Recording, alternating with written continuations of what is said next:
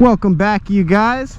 Today I wanted to do an overview of the 5 things I love about my Sportster S.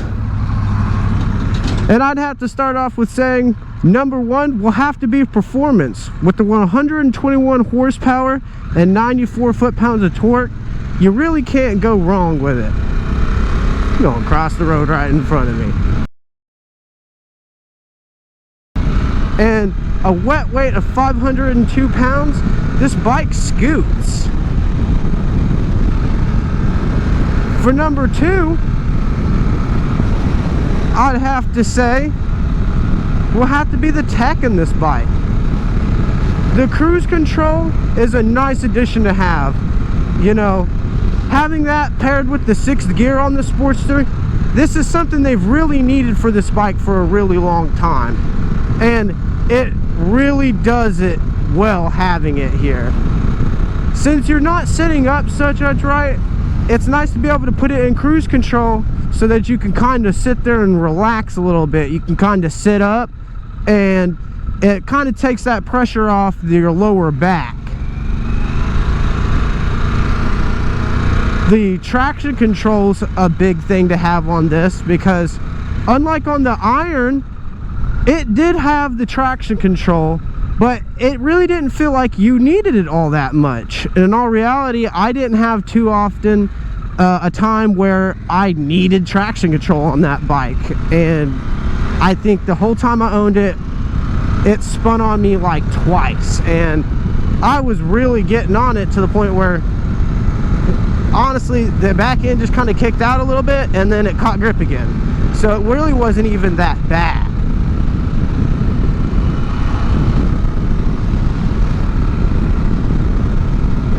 In the modes, this makes this bike rideable to just about anybody. If you want to just cruise around like what I'm doing right now, I'm in road mode. I didn't want to put it in rain mode because I still wanted a little bit of power since it's not super wet out. But if you were riding in the rain, you would honestly want to use the rain mode on this bike. It really mutes down the power and cuts all that torque out.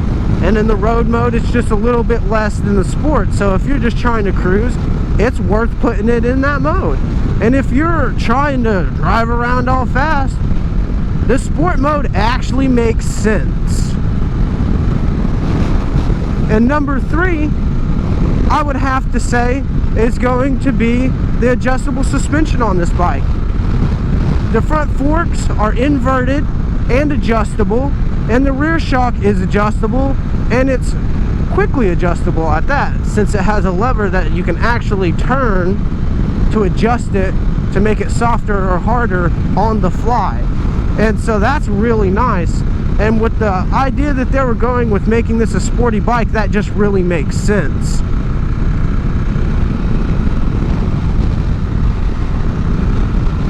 Number 4, I'm gonna have to say the looks of this bike. When I first got the bike, I was on the fence. I was a little about it, but I also just really like those old style of like choppers and cruisers and whatnot. As I've gotten more into riding, I've learned to appreciate different styles of motorcycles, not just a Harley Davidson. And once you get past that, this bike is beautiful. Everybody who sees it questions you about it, and nobody knows what it is. And that kind of leads me to my next thing about, you know, the looks factor about it. It gets attention everywhere. You're going to stop at a gas station, somebody's going to talk to you about it. You want to go grab a bit to eat, don't stand around in the parking lot, somebody's going to ask you about it. And it's funny telling them that this is a Harley Davidson, because nobody thinks right off the top that this is going to be a Harley Davidson. There's nothing other than the name on the side of the tank that screams Harley Davidson about it, and it's like they look right over that. And to be honest, it does make sense. I think the last thing comparable to this was the V-Rod, and it wasn't a very well received bike, especially by the Harley people, and it really didn't get well received outside the Harley people neither. So it was kind of a bust. And this engine they've put in this bike is phenomenal. Everybody's worried about it. I've seen them online that there's been some issues with it.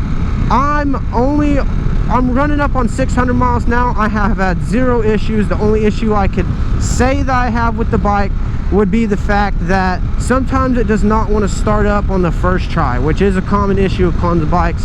I think Harley just did not put a big enough battery in it, or maybe it's a compression issue.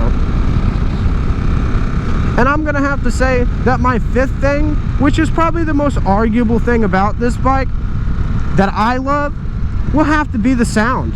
This bike sings whenever it gets up into the higher RPMs. I mean, it sounds great. And me personally, I just love that sound, especially the way it sounds at the higher RPMs. Now, I have not put a proper exhaust on the bike yet, so I only imagine the sound's gonna get better. And if this is what the sound sounds like already, then I'm gonna be well happy with this bike and the way it sounds. It doesn't sound like an old Harley, but it doesn't sound like a 4-cylinder sport bike neither. It's kind of got its own sound to it, and I really like that.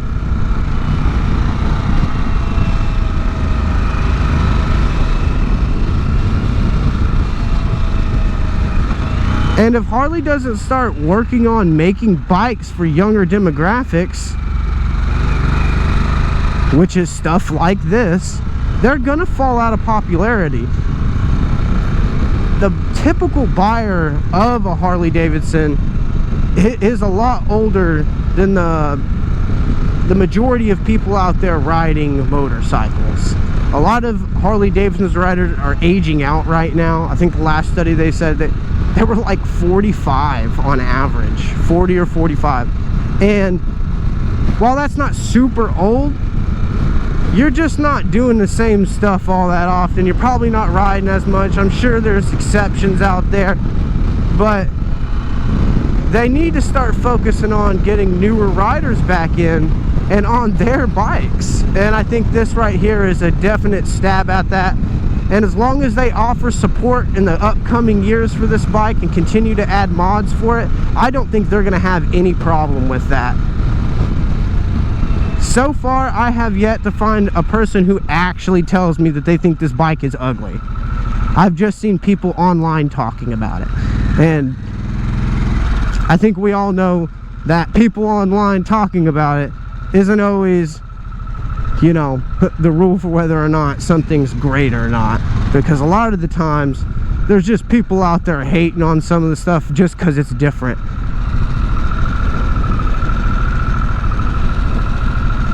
Well, you guys, thanks for coming on another ride with me. I hope y'all enjoyed this review of 5 things I love about my Sportster S.